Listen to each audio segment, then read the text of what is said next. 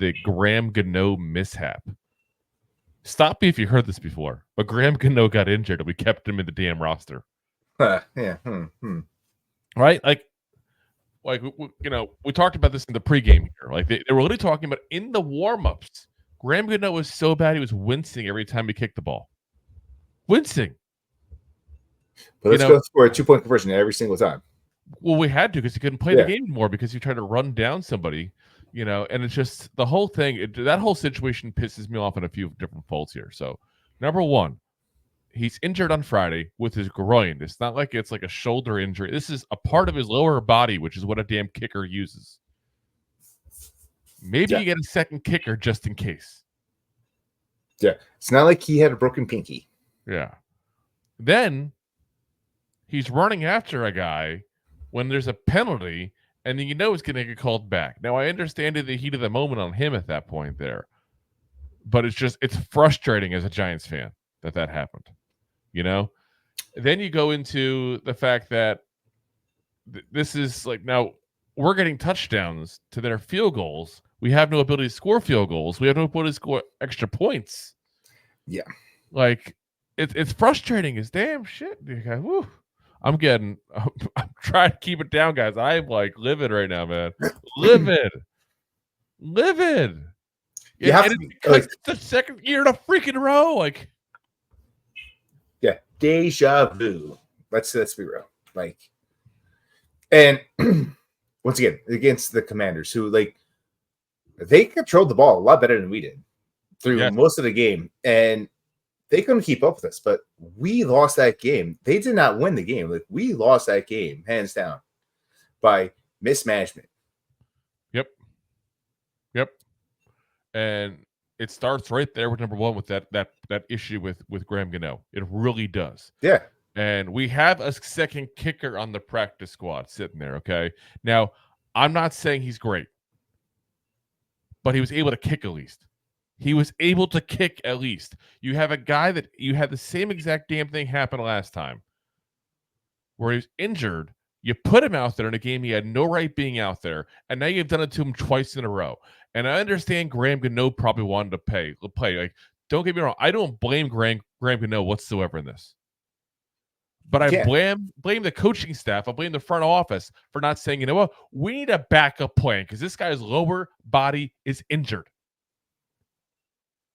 Because even if that didn't happen in warm-ups like that, and even he was better than that, what happened if he got injured in the game? And oh no, look what happened. He was bad in warm-ups, and he got injured in the game. And we had no answer. That is absolute roster mismanagement right there. Like, there's no ifs or buts about it. There's no way around it whatsoever. That is absolutely unacceptable to happen in a roster. Absolutely. Yeah. Especially when we already got burnt about this last year. It wasn't like 10 years ago. Like, it's the same management staff, same coaching staff that literally just went through this. Yep.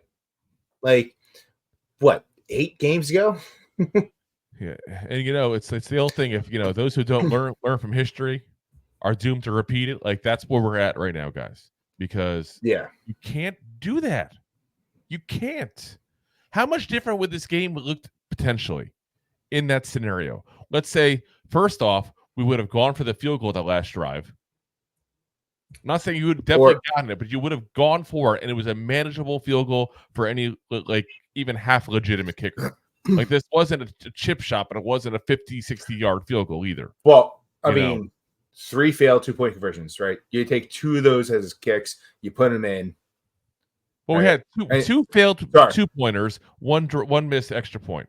Yeah, sorry. But you put 2 of those points on the board. You just take 1 of those points and you put the field goal on. You got 4 extra points.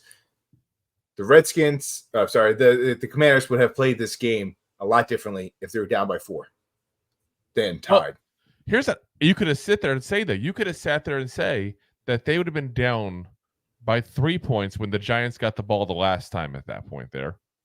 The Giants hypothetically gone for the 3 other points at that point. It would have forced the Commanders to have to go for a touchdown to win by 1. That changes the entire how you play way this last couple of drives would have gone, guys. And I'm really Don't get me wrong, again, there's so many mistakes that we could have gone over, and we're going to go over some more in a minute here. I'm not trying to say this is the only thing. But guys, you can't do this in the NFL. You can't go into a game without a damn kicker. You knew he was injured. Like, what the hell? How many years does this have to happen in a row before you realize that if a guy is injured and he's your kicker, you better have a damn backup ready to go? Third time's the charm. And I wonder, maybe, listen, I understand I'm livid about this right now. Maybe this is where this is coming from. But after the 49ers lost so bad to the Eagles because they had no available quarterback, the NFL created an emergency quarterback position. Am I crazy to think maybe we need an emergency kicker of some kind of position? Because this game would have been so much more fun. And I'm not even talking as a Giant fan. I'm talking as an NFL fan in general. Like, this thing could have come down to, let's say, hypothetically, it came down to a field goal and the Giants were down by 3. Yeah. And you have no kicker. Like, you totally, completely, like, ruined the outcome of this game because of one guy. Yeah, hands down. I don't know. Like I said, maybe I'm crazy. Maybe this is just me being ticked off in the moment there. But this is just absolutely insanity, guys. If you like that clip, then you will love the full episodes too. Find us on your favorite podcast app and look for us on all your favorite social media platforms. Thanks so much. Please, I'm begging you. Please subscribe.